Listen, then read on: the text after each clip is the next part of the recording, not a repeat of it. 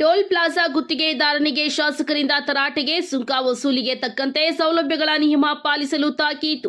ರಾಷ್ಟ್ರೀಯ ಹೆದ್ದಾರಿಯಲ್ಲಿ ಸಂಚರಿಸುವ ಪ್ರಯಾಣಿಕರಿಗೆ ಅಗತ್ಯ ಸೌಲಭ್ಯಗಳನ್ನು ಕಲ್ಪಿಸದೆ ಟೋಲ್ ಪ್ಲಾಜಾನಲ್ಲಿ ಸುಂಕ ವಸೂಲಿ ಮಾಡುತ್ತಿರುವ ಗುತ್ತಿಗೆದಾರರನ್ನ ರಾಷ್ಟ್ರೀಯ ಹೆದ್ದಾರಿ ಹಾಗೂ ರಾಷ್ಟ್ರೀಯ ಹೆದ್ದಾರಿ ಅಭಿವೃದ್ಧಿ ಪ್ರಾಧಿಕಾರದ ಅಧಿಕಾರಿಗಳ ಸಮ್ಮುಖದಲ್ಲಿ ಶಾಸಕ ಎಸ್.ಎನ್. ಸುಬ್ಬಾರೆಡ್ಡಿ ತೀವ್ರ ತರಾಟೆಗೆ ತೆಗೆದುಕೊಂಡಿದ್ದಾರೆ. ಪಟ್ಟಣಕ್ಕೆ ಸಮೀಪದ ನಾರೇಪಲ್ಲಿ ಸಮೀಪದ ಟೋಲ್ ಪ್ಲಾಜಾ ಅವರು ಹೆದ್ದಾರಿಯಲ್ಲಿ ಪ್ರಯಾಣಿಕರಿಗೆ ಸರ್ಕಾರಿ ನಿಯಮಗಳಂತೆ ಸೌಲಭ್ಯಗಳನ್ನು ಕಲ್ಪಿಸದೆ ಸುಂಕ ವಸೂಲಿ ಮಾಡಲಾಗುತ್ತಿದೆ ಎಂದು ಶಾಸಕ ಎಸ್.ಎನ್. ಸುಬ್ಬಾರೆಡ್ಡಿ ಕಳೆದ ವಿಧಾನಸಭಾ ಅಧಿವೇಶನದಲ್ಲಿ ಸರ್ಕಾರವನ್ನ ಪ್ರಶ್ನಿಸಿದ್ದಾರೆ.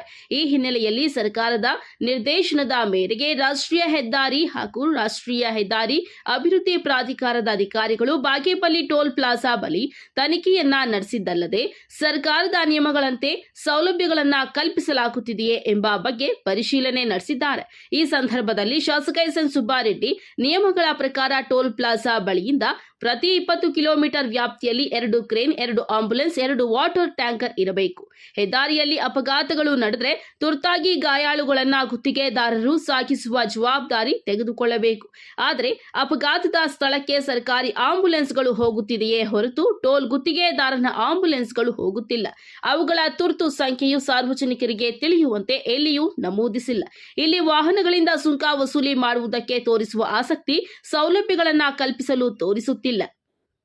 ಇವರ ನಿರ್ಲಕ್ಷ್ಯ ಹೀಗೆ ಮುಂದುವರೆದರೆ ಕಾನೂನು ಪ್ರಕಾರ ಕ್ರಮ ಜರುಗಿಸಿ ಎಂದು ಸ್ಥಳದಲ್ಲಿ ಇದ್ದ ತಹಸೀಲ್ದಾರ್ ಮತ್ತು ಪೊಲೀಸ್ ಇನ್ಸ್ಪೆಕ್ಟರ್ ಅವರಿಗೆ ಸೂಚಿಸಿದ್ದಾರೆ. ಟೋಲ್ ಪ್ಲಾಜಾ ತನಿಖೆಗೆ ಆಗಮಿಸಿದ್ದ ರಾಷ್ಟ್ರೀಯ ಹೆದ್ದಾರಿ ಮುಖ್ಯ ಇಂಜಿನಿಯರ್ ಜಗದೀಶ್, ಈ ಪಂಚಾಯಿತಿ ಎಂಇ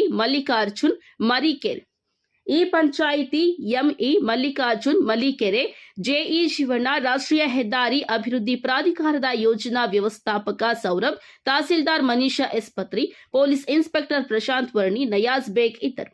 ವರದಿ ಗೋಪಾಲರೆಡ್ಡಿ, ನಂದಿ ಟಿವಿ, ಬಾಗೇಪಲ್ಲಿ.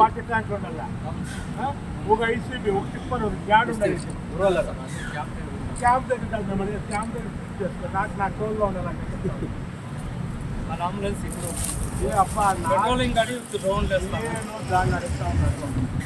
నాకు ఇక్కడే మా గవర్నమెంట్ లోపల సజీద్ జారుకొని చెప్పింటారు. ఇంటి మీ టోల్లో ఉండాలంట. అంతా నువ్వు నడుపుకుంది అంటే టోల్ ఫ్రీ ఇచ్చేసి అంతే. నువ్వు 50 రూపాయలు కలెక్షన్ చేయకూడదు.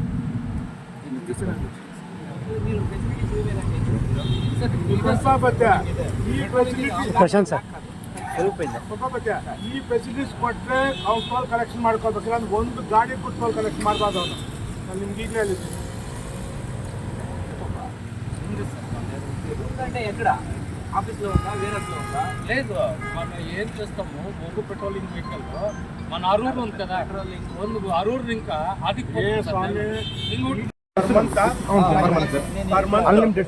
తీసుకొని నువ్వు పాస్ ఇస్తుండవా?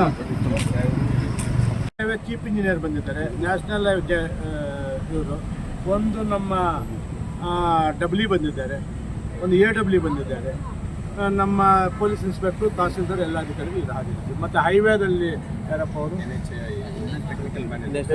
ಸೇಫ್ಟಿ ಮ್ಯಾನೇಜರ್ ಬಂದಿದ್ದಾರೆ, ಟೋಲ್ ಅವರು ಇದ್ದಾರೆ, ಈ ಹೈವೇ ಮೇಂಟೆನೆನ್ಸ್ KNR ಅವರು ಇದ್ದಾರೆ, ಎಲ್ಲ ಅಧಿಕಾರಿಗಳು ಇದ್ದಾರೆ. ಎಲ್ಲ ವ್ಯವಸ್ಥೆಗಳು ಎಷ್ಟು ದಿನದ ಒಳಗಡೆ ನಾನು ಹೇಳಿದ್ದೀನಿ, ನಾನು ಅದು ಬೇಗ ಆಗಬೇಕು, ಒಂದು 2 ತಿಂಗಳಲ್ಲಿ ಮುಗಿಬೇಕು ಅಂತ ಹೇಳಿದ್ದೀನಿ. ಅವ್ರು DPR ಸಲ್ಲಿಸಿ ಅವ್ರಿಗೂ ಅನುದಾನ ಬರಬೇಕಾದ್ರೆ ಇದು ಸ್ವಲ್ಪ ಆಗ್ಬೋದು, ಆದರೂ ಆದಷ್ಟು ಬೇಗ ಮಾಡಿಸಿ. ಈಗ ಈ ಹೈವೇನಲ್ಲಿ ಅನೇಕ ಆಕ್ಸಿಡೆಂಟ್ಗಳಾಗಿ ಪಾಪ ಅನೇಕ ಜನರ ಪ್ರಾಣ ಹೋಗಿದೆ. ಕಳೆದ ಅಧಿವೇಶನದಲ್ಲಿ ನಾನೊಂದು ಪ್ರಶ್ನೆ ಕೇಳಿದ್ದೆ, ಹಿಂಗೆ ಹೈವೇದಲ್ಲಿ ಸೇಫ್ಟಿ ಮೆಜರ್ಸ್ ಇಲ್ದಿರ ಅನೇಕ ಆಕ್ಸಿಡೆಂಟ್ಗಳಾಗ್ತಾಯಿದೆ, ಇದ್ರ ಬಗ್ಗೆ ಕ್ರಮ ತಗೋಬೇಕು ಅಂತ ಕೇಳಿದ್ದೆ. ಆವತ್ತು ನಮ್ಮ PW ಮಿನಿಸ್ಟರ್ ಅವ್ರ ಪರವಾಗಿ HK ಪಾಟೀಲ್ನವರು 3 ತಿಂಗಳಲ್ಲಿ ನಿನ್ನ ಪ್ರಾಬ್ಲಮ್ ಸಾಲ್ವ್ ಮಾಡ್ಕೊಳ್ತೀವಿ, ಜಾಗಕ್ಕೆ CE ಅವರು, W ಅವರು, AW ಎಲ್ಲ ಕಲಿಸ್ಕೊಡ್ತೀವಿ, ಪ್ರಾಬ್ಲಮ್ ಸಾಲ್ವ್ ಮಾಡ್ಕೊಡ್ತೀವಿ. ಆ ಪ್ರಕಾರ ಇವತ್ತೆಲ್ಲ ಅಧಿಕಾರಿಗಳು ಬಂದಿದ್ದಾರೆ, ಅವರು ನೋಡಿದ್ದಾರೆ.